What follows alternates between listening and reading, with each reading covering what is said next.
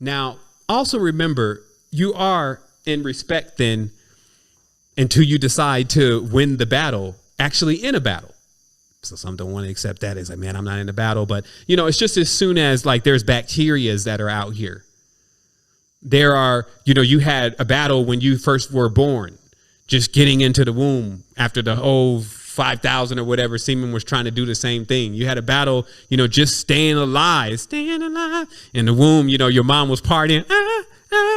You know what I mean? You're just like trying to stay alive. Then you came out and now you're just trying to figure out where you are. And like somebody drop you out of crib, boom, staying alive. It's just a battle again. And then now some virus, some cold. And then now here we are in 2021. There's an airborne virus that's supposed to be killing people. And, we're all walking around with masks on. And somebody's trying to tell me that now is not the time, that we still have a little bit more time. This looks like Blade Runner damn near out here right now. So when is it all going to kick in? It kicks in now. This application of this knowledge and this wisdom that we have. So just remembering that these forces that you're battling against, these bad habits, if you may, or hobbits, these are the ones that we call them King Ingo. They assault the entire throne room and take over and try to use all the chakras, mainly the lower ones, for immediate pleasures. Like they just keep cashing out on your balance, literally.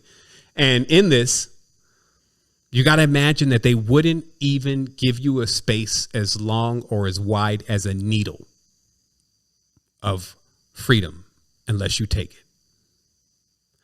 To be free is to be out of the body, to glide on beyond this experience, to get out the box, which you're going to see how this is structured here in a moment.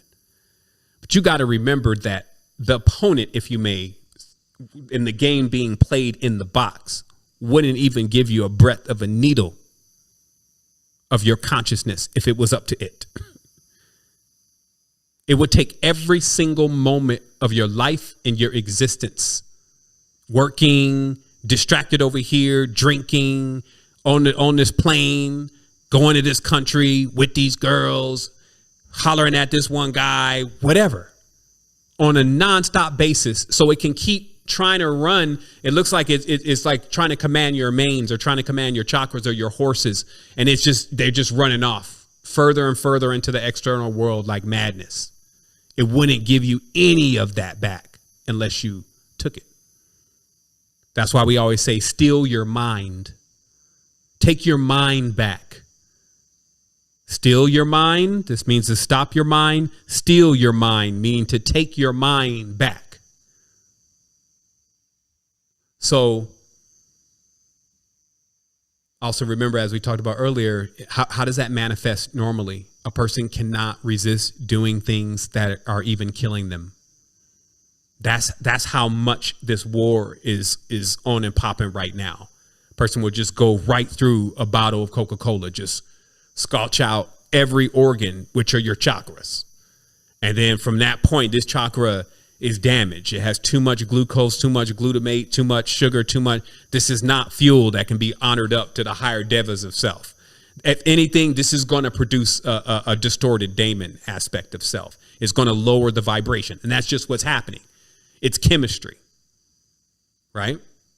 So again, it tastes so good, though. I'm not here to tell you if you're doing that you're the bad one, because there's a whole list, right? I'm just saying you're the manager and the Lord of your own life, and just watch yourself sometime. See how many things that are on that list that you're even doing that is killing you. And then realize that knowledge and awareness that the war that we face within, the beings that we're dealing with in there, they wouldn't even give us a little bit of our lives unless we took it back. So that's what rouses us on the field today. That's what rouses us here for this knowledge and this awareness. That's what has me here, that I will always rage against this dying of the light.